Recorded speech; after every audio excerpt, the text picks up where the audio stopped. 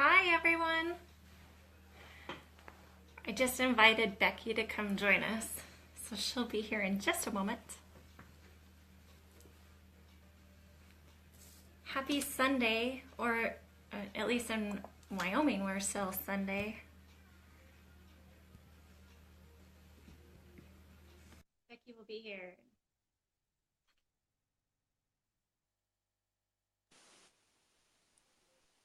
Hi! Hey, we're here. Yes! Hey, how did you get your name on the screen? Oh, it just went away. Is Did you see your name was on there for a while? I not see that. I Made don't it know. look like Where did you, it? it was like your marquee with your name on it, featuring Oh, Becky. cool, Becky. Hmm. Everyone. Oh my goodness, we already have quite a few people on. Hi, June Hi, and Brittany, Lisa. Trisha. Awesome. Yeah, so how Awesome. many of you joined our hijacking yesterday? Hi, Bailey. Welcome, ladies. Do we have all new people today? So far, well, I see Jenny again. Hi, Jenny. I do see a lot of new faces. They were brave and Sweet. decided to join our hijacking. Awesome. Oh my gosh, I see so many that have attended my classes here in Utah. Kelly, Della, hi guys, Terry, hi Terry. Terry's been to one of my classes. Hi Bailey. Awesome. Thank Yeah, you can watch this anytime. So if you can't hang on the whole time, you can always go back and watch it after it posts. So we're glad you guys are here. That's awesome. you. Yay. So Becky and I talked a little bit as a pre-live, just so that we can make sure that we're going to cover the topics that you guys mentioned yesterday. And there wasn't a whole lot. There was a lot more that you guys want demonstrations. And one of the advantages is that Becky and I each go live individually, where we do demos and workshops and lives where we actually show you the work that we're doing. It's not just a live like this where we're chit-chatting and stuff. So have to keep in touch on the events part of our group. If you look at there, we'll create an ad. And then if you say that you're going to be going, then Facebook automatically will send you a notification of the day of. And like, I think it even sends you maybe the hour before. And so that's how you can always keep up with those events. Yep. Yeah. So any new questions? Because if not, we're just going to start covering, and I think Becky and I on our own can talk for hours or all day by ourselves, but we really want to make this about you as well.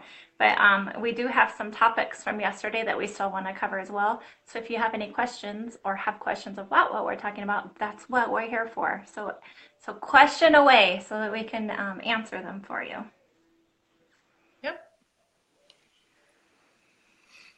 Go No for it, questions Becky. so what do we got? I know yesterday we had a few people talking, asking questions about prep, and Amy does do you've had some lives on that you've covered prep. Do you want to answer a couple quick questions that maybe that people don't think about maybe with their prep if they're having heavy bleeding and things Yeah. like that? So, so a little bit of an exciting thing happened is I got an email from Nails Magazine, and they had a few Q&A coming up, and it just tied in perfectly with what we're doing right now on Facebook. And so I actually just answered a whole bunch of questions that will be in upcoming nail issues. And almost all of them were about prep as well. So it really helps me know that the focus sometimes isn't so much about the product, which I agree. I mean, the prep for every product that we do is the same. So kind of what I wrote that would be in the magazine is to go back to basics. And so going back to basics, when the client walks in, go back to make sure that they're washing their hands. Make sure that the soap in the bathroom is a non-moisturizing soap. Then when they come out, their hands should be fully rinsed and dried. Then use a non-moisturizing hand sanitizer. So not the nice, smelly, good ones that we like, the ones that are truly going to temporarily at that time sanitize their hands without moisturizing. Then take a cotton ball and put acetone, 100% acetone, not a moisturizing polish remover, 100% acetone. And I actually go all the way around the skin. I go almost to the first knuckle, all the way around. And you can see that it will temporarily dehydrate that nail. You'll see a white chalky look to their skin. That's temporary. It's not harming them at all. You need to make sure that your prep is completely oil free, and then do a dry prep of the cuticle. Like I use a cuticle bit on my drill to do that, so that I'm not using the cuticle dissolvent, so the nail's not absorbing that, and then turn around and put product on that, and it just won't let it adhere, let alone your normal prep. So I always remind people, go back to basics. I know we kind of get in the routine of, oh, the clients might go wash their hands or not. We might sanitize them or not. But really, that's the key. We don't know what they've been into. I don't want to know what they've been into prior to coming to me. So go back to basics of hand washing and stuff like that. And that makes a big difference. And then the rest of it, when we're going through our lives, I know like Becky's going to start doing them too. We talked about that yesterday, that we go through prep in almost every single live that we do, and it's right, the screen's right there up close where you can visually see it. So keep watching us for that kind of stuff, and we can help you a little bit more. But back to basics always works. Yeah. And I think, that's a lot of reasons. If people are having lift in with a product, I'm not the first one to say that it's the product. Most of the time it's just user error. Either you have not been educated on the product properly, you're not doing proper prep, or maybe you're not using the correct lamp if you're doing gel polish or gel. These things are so important, and without proper education, a lot of times it's user error, because I feel like all our products should be, I mean, they're professional products, they're good products. It's hard to say one product is better than another product. I just think you have to find what you like and what works for you and your techniques and your skills. But 9 times out of 10, it's error use, I think. Like, yeah. Or even ratio. A lot of people try to do the biggest brush just because in a lot of the salons that they walk into, they're doing a big one ball method and stuff. Well, if you don't have the right product ratio and it's taking you longer to apply on the nail, you're patting it more, you're brushing it more, all of that makes a difference on how the set is. And then sometimes I'm finding people are working with the product way too fast. So they get the product on, the prep's fine and everything, but when they go to do the finish filing, the product's not even set yet. So they're working Yeah. too fast with it. As you know, if you go back to the companies, they recommend doing the three ball method. And if you do that, you work with the product slower. And then when you go to finish file, the products tend to be drier. So sometimes, like Becky, you're saying it exactly the way I say it is, it's the error of the tech, of the application of the prep and all of that. And so kind of, it's again going back to basics will help you with a lot of those issues. Don't try to Yes. hurry it through. Yep. Yep. Let's see if we can look through some of these comments. It's hard to.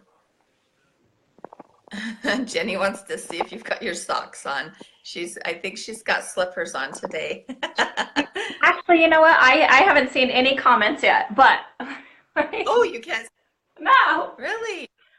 Yeah, There's I'm telling you, slippers. I'm a comfy girl. I have stretchy pants on, just a big old lounge shirt.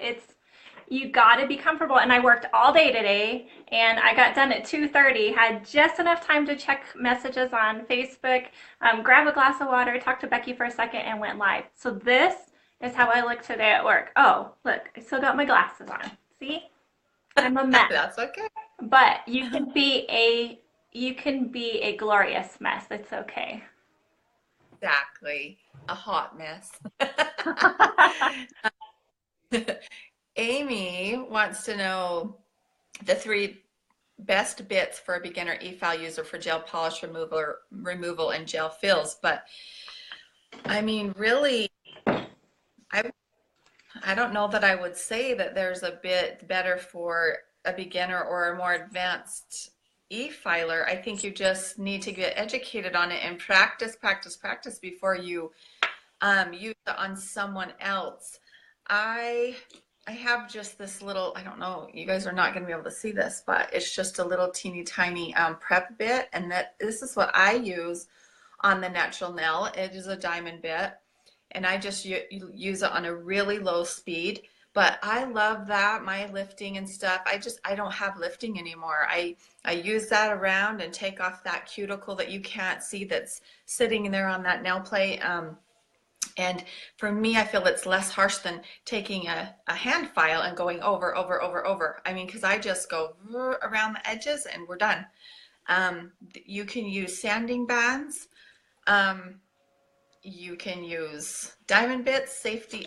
That, I mean, I guess that's one thing I would recommend is a safety bit where they have the rounded edge on it, especially for new. But I still use it after 24 years because I just feel like, why wouldn't you just have that little rounded edge on there so that you wouldn't ever have the risk of cutting? Because here's another one that's got it doesn't have a safety bit on it. So I would say that the safety bits are a little less scary for newbies. Um, there's anywhere from coarse to fine. I would use coarse or medium to remove product. If you're doing just gel polish, I would probably just do a medium. If you're doing acrylic or a hard gel, you could use coarse over just taking the product off. Always, always if you're using it on the natural nail, your speed is so much less, and it's always, always fine. Don't ever use a medium or a coarse on the natural nail. Would you have any suggestions, Amy? Yeah. It's really fail education, and so I think a lot of people, it really scares them, and it's really hard to get properly trained on them. It's really hard to find good classes. Mhm. So I've played around a lot. I've never actually taken an e-file course, but I've watched lots of videos. Instead of YouTube, I do go to YouTube for like nailer ideas, but I go directly to the company. Young Nails has a great section on their group that goes in detail about each one, and they're free. You don't have to pay for those. Tammy Taylor has great tutorials. Or C&D has great tutorials. So use the actual product sites to do that. Mhm. So here's my e-file. It's called a medical one, and I like it because it's weighted in my hand. It doesn't vibrate. Um, I really like it. I got it on Amazon. So here's my cuticle bit. It's kind of hard to see. Just a rounded tip. Okay. I can push that as much. So the last when I do workshops, I take an apple and I can show you how much I can go back and forth on an apple and never ever break the peel of the apple, never skin it at all. But the second that you touch one like this, that's more of the pencil, or Mhm. even this one, the second you touch it, you're through the peel. So Yeah. practicing on an apple or practicing on just a nail tip, however much you can go into, practice on yourself. Then you know the weight of how much to do, what speed to do. Make sure that, in most e-files, there's a forward and a reverse. Make sure you work, if you're left-handed, then put it in the one. If you're right-handed, put it in the other. And so get to know the bits, like what Becky said. But anyways, everybody uses different ones. I use just the round bit for my cuticle work, and it's amazing, and it cuts off so much time, and people like it. It feels good. It's not uncomfortable at all. The only other trick that I can tell you about prepping with an e-file, so on a natural nail, well, in Wyoming, we can't reuse files at all, period. We can't save it for the client. They can't bring it back. We have to throw away the file. So I use pre-wrapped disposable ones. This is a 100 by 180. I use the 180 side, which is the finer side, like a buffer, to etch their nail. I don't use my e-file on the natural nail at all because I've just never been comfortable with that. So once again, stay in your comfort level. But when I use my drill or my e-file, you got to get the terminology right. You can tell I use this one in class. Look, there's nothing on there. When I use it, I don't go back and forth side to side. And if you practice this on an apple, you'll see exactly why. I can go back and forth and it just cuts it right through. So it's great for taking down product. But if you were to take it and pull it sideways with your nail, go up and down this way, you won't break the skin of an apple. So it's amazing just by the different way that you hold it, even though it's the same coarse bit, that how much more you can take off product or as little as you need for like gel polish. So yeah. Nice.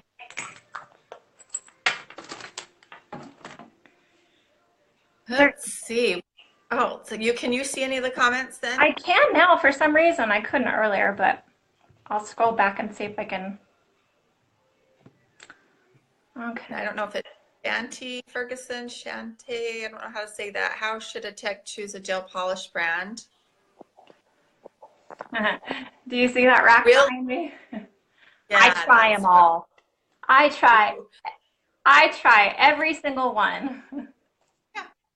And I mean, gel, I don't know. You just got to find what you like. It's just try them. Just buy one or two in each line and try them and see how you like them.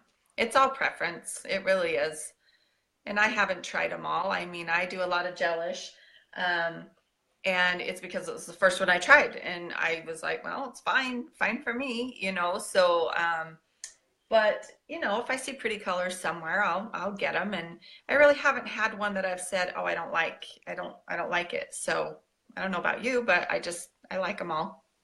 I do too. I like them all. And I like, that some brands are better with their color changing. Like the one that I have on today is color changing. So this is cold, but yet I can change it that fast. Okay, my hands are really cold, so it didn't I'm change. But I can change it to where it changes colors. And that's a perfect match one.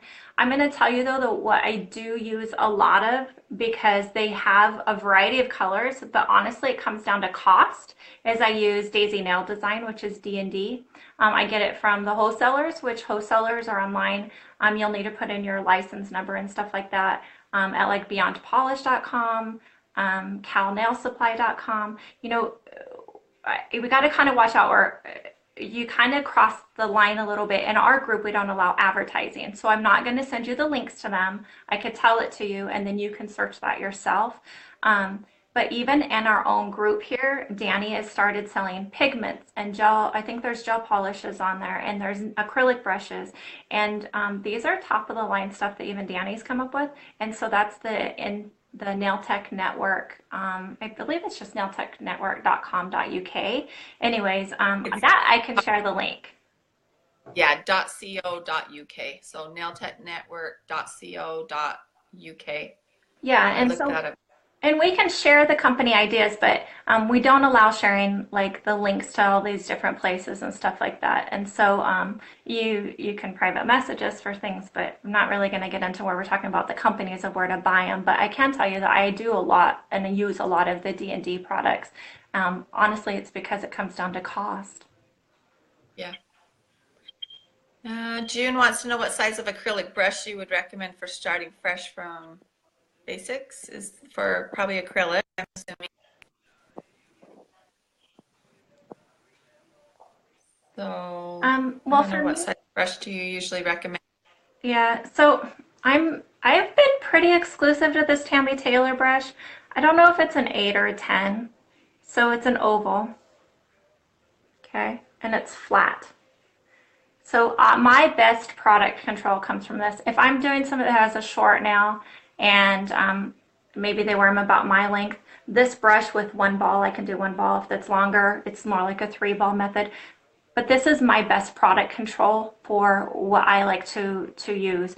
I do everything in clear acrylic if I'm doing acrylics, and I do all my colors on top, so I'm not color blocking with colors and stuff. And the reason why it's not that because I think it's beautiful, but when they come back in for a fill, to file all the colored acrylic and stuff off is just so time consuming. So everything that I Mm. do is up on top of clear so that I can file off all my glitters, I can file off all my gel polishes, all my color blocking that I do, and then I'm back to clear again. So if I used colored acrylics though, I would use different size brushes. For instance, if I'm doing 3D, I'm going to use a smaller brush. If I'm going to do, oh my gosh, where you cap over with the clear air and you want to do it in a 1 ball method, I would use a bigger brush. So it kind of depends what you're doing. But for me, because I do everything in clear, I do all my color on top, I just use this one brush. And like I said, I don't know if it's an 8 or a 10. It doesn't say on here, but it's a medium flat. Kind of looks like an 8. And then for gel, I a number 4 flat brush is easy. Um, Works fine for me, and I've never really tried anything else. It's worked good for me. So that was a number 4 flat brush. So what else do we have on here? What would be the best way to go into work being a nail technician? I'm a newbie. I'm at a college to get my qualifications at the moment, but I have no idea what to do after. Um, Honestly, the best place I feel for a newbie is to be in a salon. And probably you're not going to be able to afford booth rent. I'm not sure where you're at and how things work. You know, it's so different in different states and countries. And um, but to build a clientele faster, it's easier to build a clientele in a salon. And you have the money starting out. I've never done commission ever, ever, ever, and I would never want to. But there are people that need to and that have to. It works great for them, and that's great. Um, so that helps in the sense of they're buying the product for you, but they're also taking a chunk out of your, obviously each service. But a lot of people think about that way. I'm thankful that I never had to do that. So I was my own boss, my own money. What do you think, Amy? Yeah, I've always, so I can say that every tech that's come to work for me, with the exception of one, were newbies out of school. And I liked that. I worked with them for about 6 months on a lower rent. But in exchange, they also helped answer the phone and get to more of the scheduling side of it so they understood that, because sometimes in school they don't learn the basis of how to run the actual day-to-day process. And so I just always worked out a deal. I also allowed, I mean, in my salon, if you were a tech from another state and you wanted to come sit next to my desk, I allowed it. I believe in networking. I believe in sharing that knowledge. And I've only appreciated all the people that have allowed me to do that over the years as well. So it's, kind of just that giving it back. So uh, you know, it's always hard because when you're new, like you said, you can't really afford the rent, but yet once you're in a commission base, you're kind of stuck there for a while because you're usually under a contract. When you're commission, you can't choose what products you're using, so you're using whatever the owner wants to get. So make sure when you go in for your interviews, make sure that that's a product that you want to use, that the hours that they schedule you are hours that are convenient for you, and that they're going to be flexible, that if it takes you 2 to 3 hours to do a full set, that they allow that and they're not, overly scheduling you. So that just make sure you interview and find what's best for you. But everything is negotiable. If there's a rent, say I'm new, can I negotiate this for 6 months? And in 6 months, I can pay more. Or maybe even before then, if you build your clientele up fast, you can just go to the owner and say, I respect that you gave me that, and I want to give back a little bit. So here's a little extra. Don't. So just you know, be kind and give what you would want back to you. So it all comes back around at some point in time. So and then if you can get in the point where you can have your own place, obviously if you can bring in other techs, that's great. It helps with the overhead part. And I personally loved working with all the other techs. I've not had a whole lot of, big drama over the years and stuff, so I miss it. But I do like being solo and one-on-one as well. You know, Becky and I were talking that around the country, there's so many different rules for education and home salons versus renting and commissions and all of that. And so sometimes you don't even have to be licensed at all. You're just self-taught. Sometimes they call it qualified and it's a weekend course. Sometimes it's qualified and it's a 2-year course. And around here it's called licensed, and there's no continuing education. It's about a 9-week course now. Um, you know, it's hard to keep up on the education and it's hard to get the clientele. So just find what's best for you, but know that it's always, always negotiable. Yes. And know what you're getting into, because a lot of times people go into a salon and booth rent, and yet a lot of owners, which is surprisingly, don't even really understand what booth renting is, because booth renting is your own little business inside that business, and you buy your own product. They shouldn't be supplying anything for you. I mean, I know there's different situations, but um, um, what am I trying to say? They don't collect your money for you. They shouldn't be. I mean, you are your own independent person inside that, and a lot of owners don't even realize the difference. And sometimes they're doing things illegally, not on purpose, but really, um, it's not the right practice for booth renting. Does that make sense? Yeah. Um, you got to just be careful with stuff, pay your own licensing fees, things like that. So just be careful that you kind of know the rules and don't get sucked into a salon that doesn't know the rules, because before long, you're supposed to be being your own boss and they're telling you when you need to be there.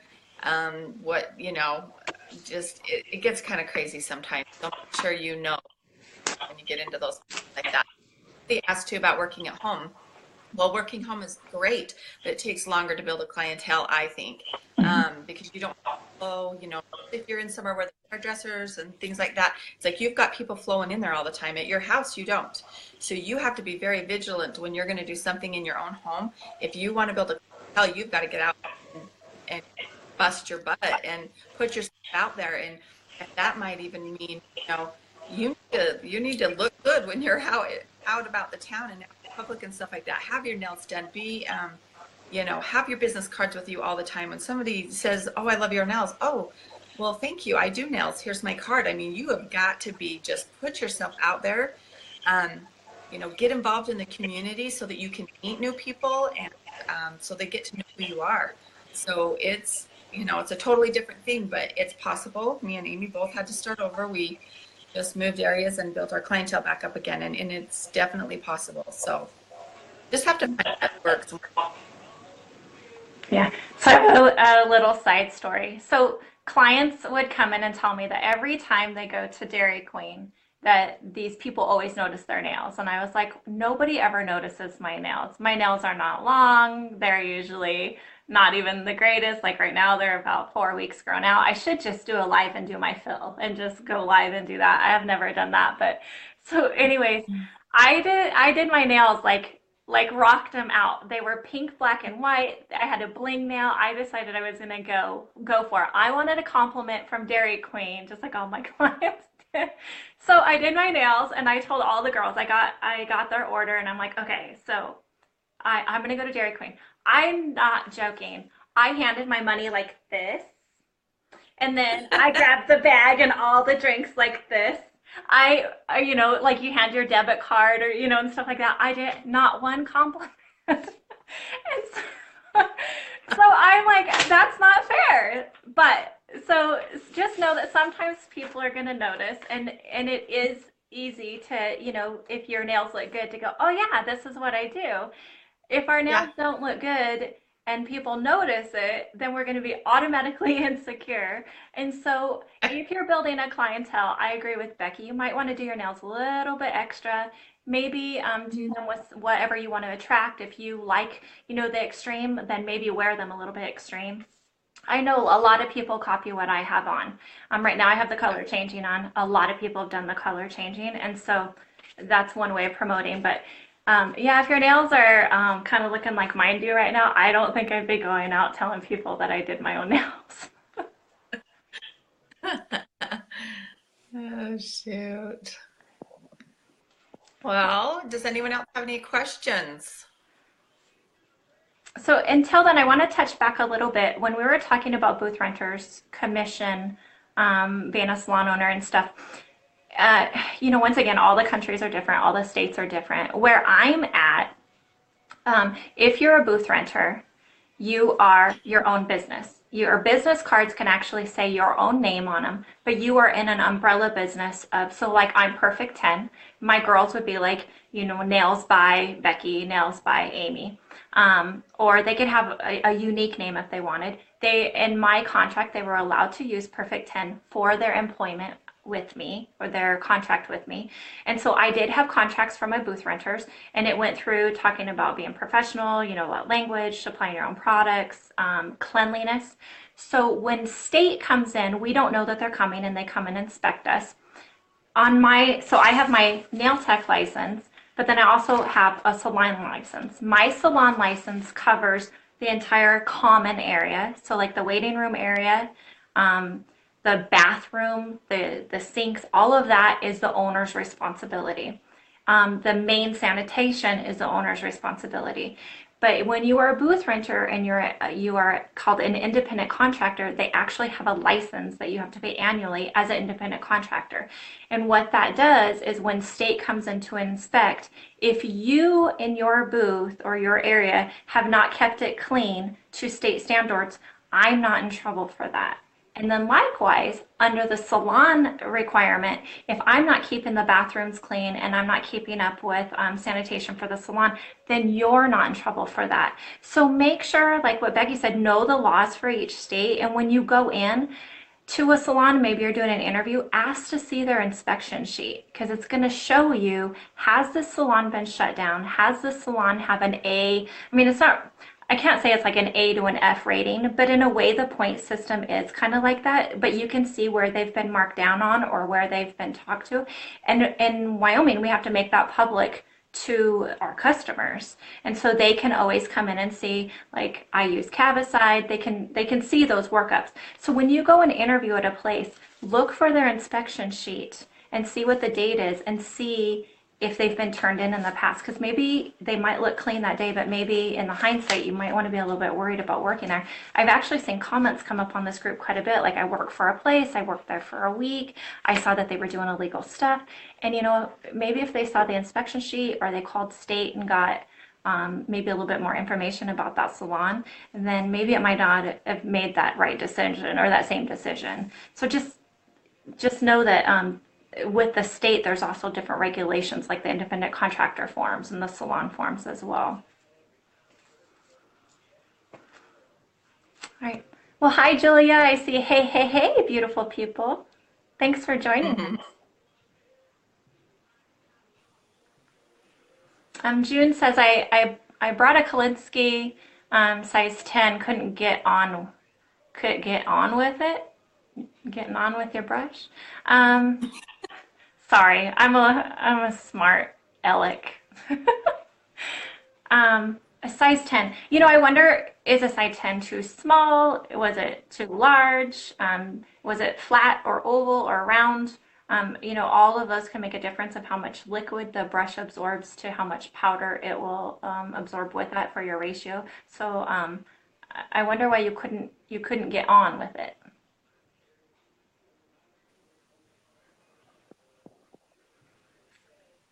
Hi, Ronnie and Gina and Terry, all you guys, thanks for joining us. Okay, so Mal says, please discuss LED lamps, the fact that there is no universal lamp for all gel polishes. Well, guess what? There is universal lamps for all gel polishes. And what you need to find, so I'm gonna get in trouble if there's any like big name companies. So please know that this is my nerdy nail knowledge coming out. I've had some very expensive lights over the years, big expensive lights. And I travel around doing workshops, and I didn't want to travel anymore with my $200 light. And so I got online and I ordered 3 lights that were less than $50 just to try them out. And I can tell you, I have a light that won me over personally. So please know I'm not telling you that you have to get this one. This is just me sharing my opinion. So this one it's called U Spicy. Okay. It's an LED and UV light, and it cures every gel polish. The curing time is still one whole minute. It has a removable base, and so you can use it for nails, toes, and whatnot. I've not found one yet in all the salons that I've been into, and I tried their gel polishes too. I've not found one that it hasn't set yet, and the light is less than 40 bucks. I don't know how long it will last because with UV, you need to change the bulbs out. With LED, you don't. LED is more of a disposable light. You can use it for 5 to 7 years and then you throw it away and you get a new one. With UV, you need to change the bulbs out. Now this has both. I've not changed the bulbs out because I want to see how long it lasts. I dated it when I bought it, so therefore I know how long, I'll know how many sets I did with it. But still, for the price of it, So my regular old UV lights, it would cost me around $40 to change the bulbs in. This whole light was less than $40. So when you look at cost for cost of what's best and in your budget, this one was definitely one that was good for my budget. Um, Here's another thing about lights that I don't think we think of as techs. We love things that last. We want to get every single penny out of that. So if I have a light that lasts me 7 years, do you know how many people touch their fingernails on your gel light and we can't get it off?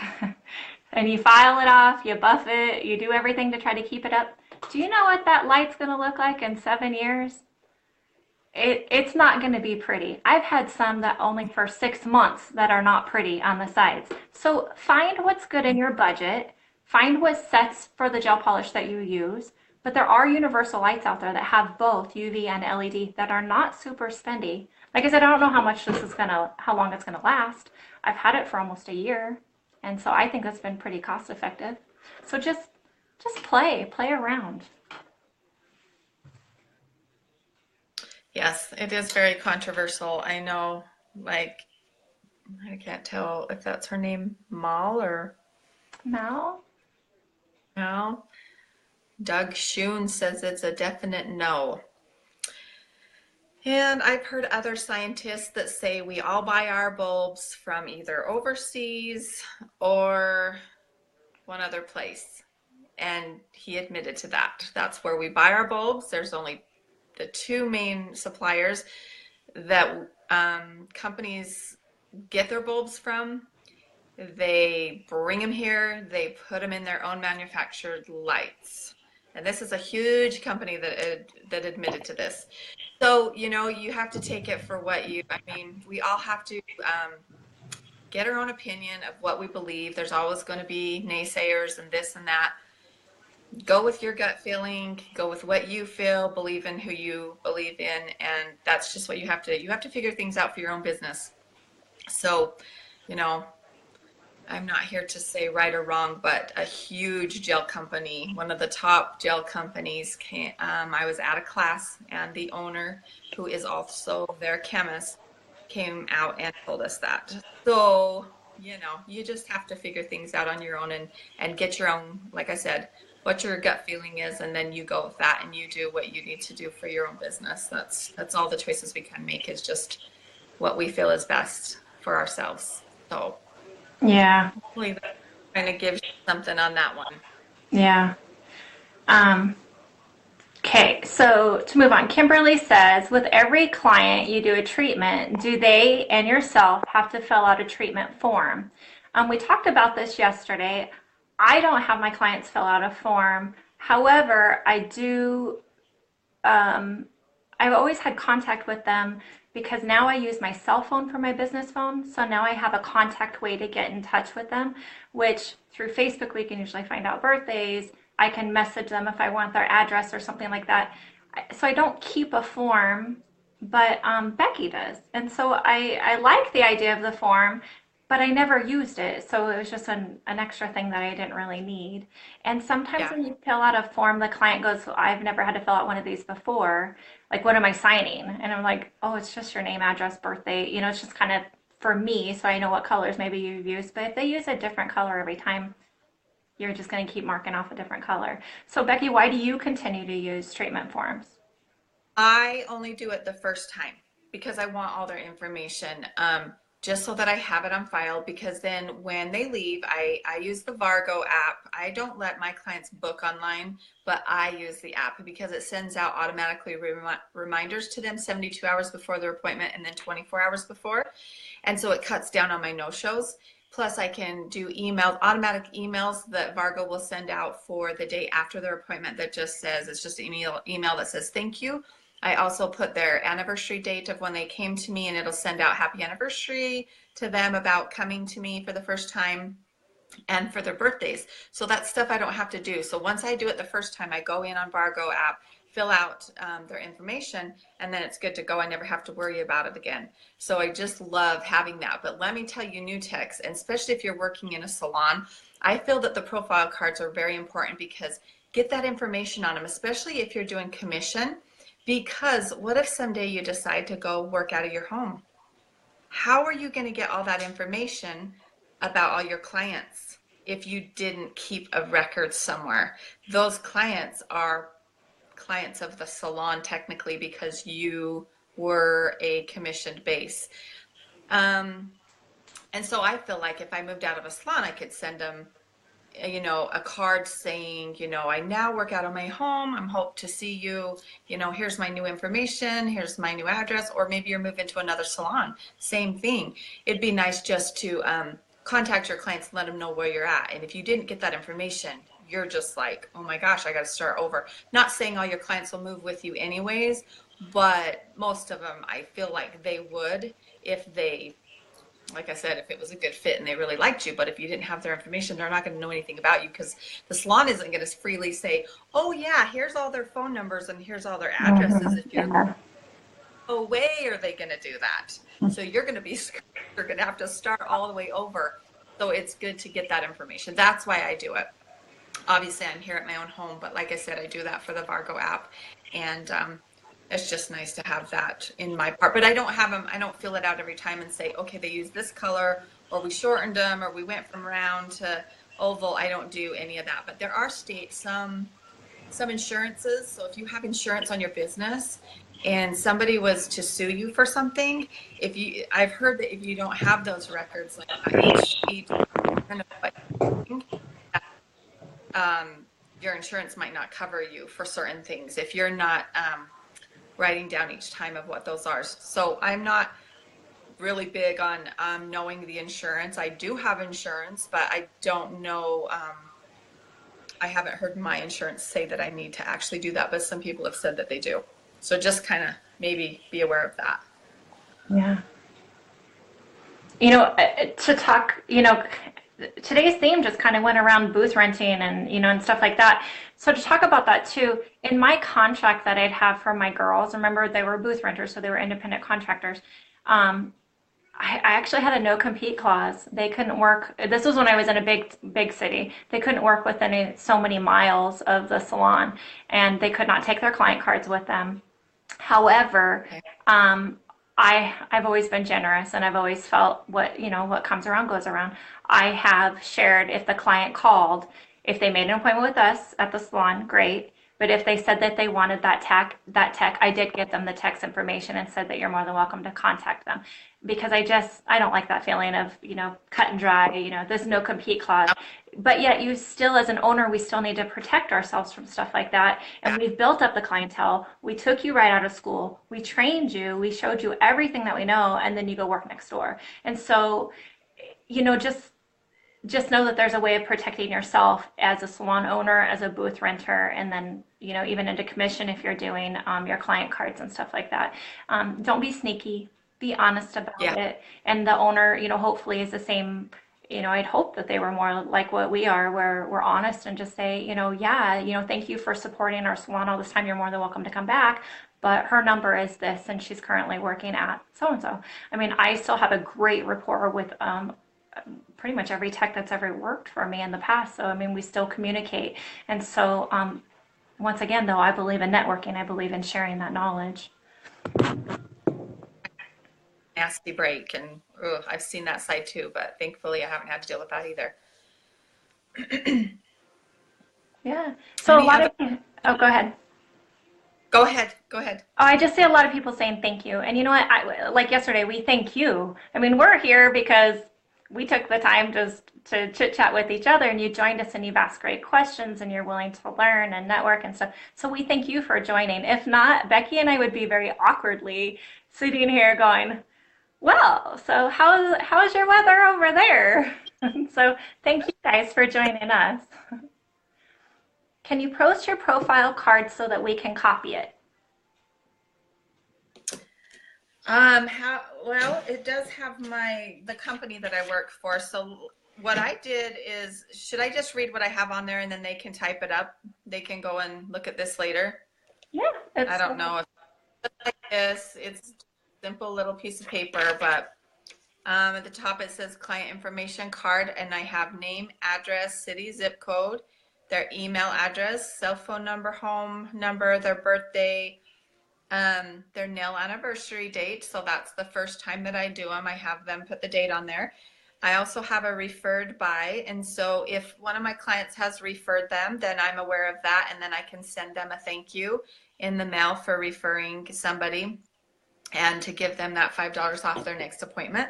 It also has, are you diabetic? Yes or no, just so that I can make sure that I'm aware of that and I'm extra careful when I'm doing their services. And then it asks if they have any allergies. So that's a good thing to be aware of, because sometimes our cuticle oils, our lotions, things like that have different things, like if they have a nut allergy and we're using like an almond something or other, sometimes that can be, we just need to be aware of those things. And then I just put nail services received. So I just write what I did do a new client once that, it has special requests or needs at the bottom too. So sometimes when I get a new client, I write a few things down. Well, she had acrylic. I filed down as much as I could. I filled her with gel. Maybe somebody's got heavy lifting when they come into me for the first time. I just kind of jot that stuff down so that I'm aware. So next time they come in, if they've still got heavy lifting, okay, well, what do we need to do different? Or if that solved their problem, great, So like I said, I mostly just fill it out that first time. And if I have to ever look back and find the card, I do. But that's about all I do with the cards. Yeah. Yeah, Kelly. So I just have to do it. Kate is on here, and Kate's one of our admin members. So, yesterday when Danny said that she didn't keep an eye on us because we hijacked the page, I think Kate's keeping an eye on us right now. And I see Watch it. Shanna and Shell. Um, so one of the questions I just saw a little while ago was something about remembering about in the UK, about different rules and stuff like that. So here's one of the advantages to what we're doing with these. So with this group, we call the Amy's Corner. And so I'm going to go on every week. It's going to be at various times because it's going to accommodate live in all that it's international. So the guests that are going to be on isn't always going to be Becky, because Becky's going to be kind of doing her own lives as well. It's going to be like, I might have to wake up at 3 o'clock in the morning to go live with you guys to be able to accommodate our guest host and to accommodate what's in your area and any questions in there. So if you want to be a guest host with me, all you have to do is PM me and tell me that you want to be, and then I have a few questions for you so that we can make sure that we're going to have a good conversation. And are you willing to put your face out there and your knowledge and be spontaneous and just spill whatever comes out? Are you willing to do that? If so, private message me and let me know that you're willing to go live with me. I feel like we're like some talk show, like on TV or something like that, like live with Amy and Becky.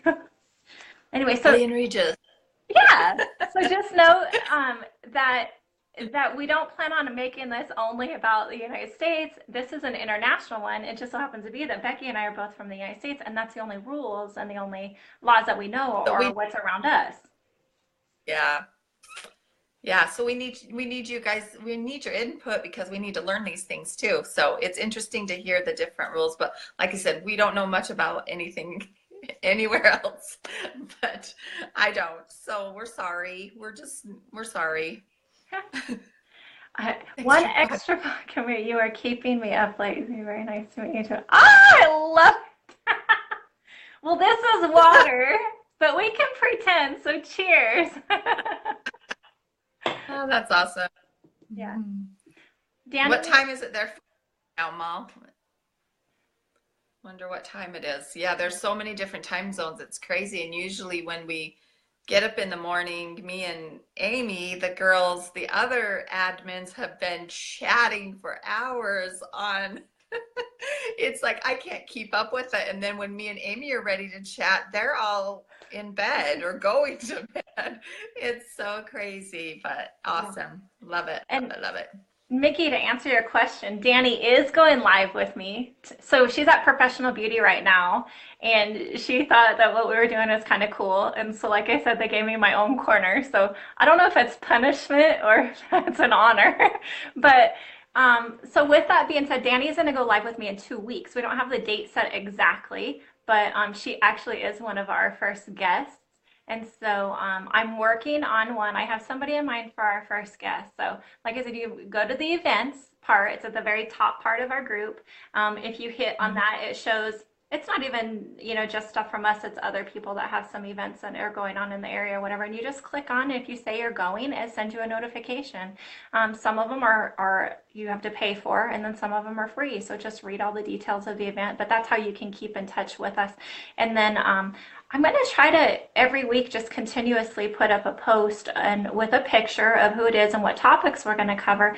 But our news feeds, that discussion page just keeps scrolling and scrolling. You can post something on there, and within 15 minutes, it's already 50 posts down. So just know that sometimes you just might have to scroll a little bit to find things. But to find these actual live and these events, they're always going to be the events part of that. And so just know that Danny is going to come live with me. We've already worked that out.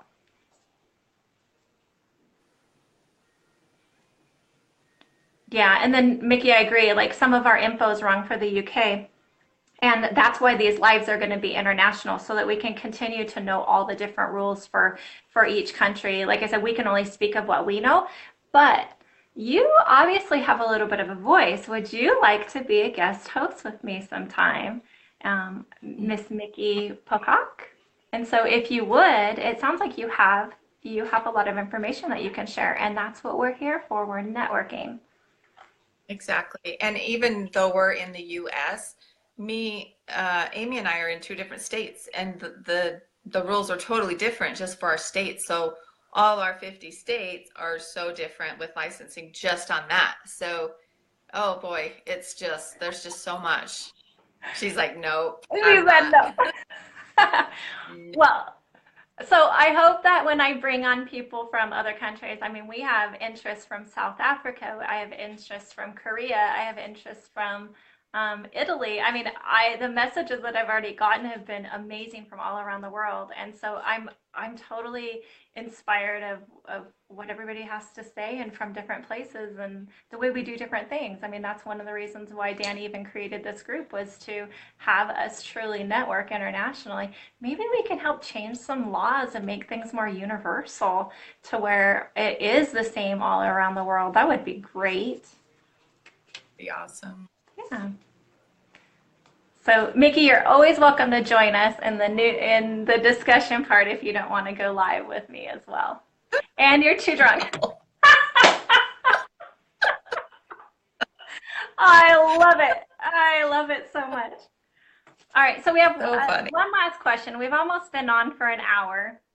And in light of Danny and all the ones that are at Professional Beauty, and I'm totally jealous. I love to go to shows and I just like to, watch what everybody's doing and watch all the, I don't know, the extravagant stuff and look at all the fantasy nail art that people come up with, or even the hair. Like, oh my gosh, what they can do with hair. Like, I went to one show in Vegas and they took the lady's hair and they made it a huge cowboy hat and it looked like the most beautiful hat. But yeah, it's her hair. I wouldn't want to be the model though. I wouldn't want my hair all brushed out and combed out and all of that kind of stuff. But so what shows have you been to? What shows do you want to go to? Have you ever done like competitions?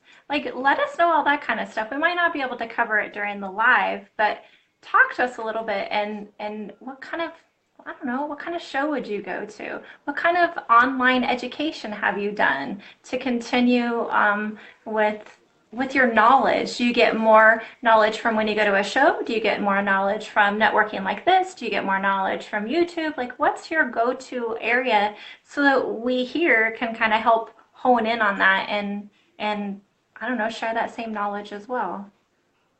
Yeah, and do you do better with a hands-on class? Do you want to be there and actually have a kit and use the product, or do you do okay with YouTube or lives where you just watch and then you try to incorporate that into your own products? So yeah, tell us all about it.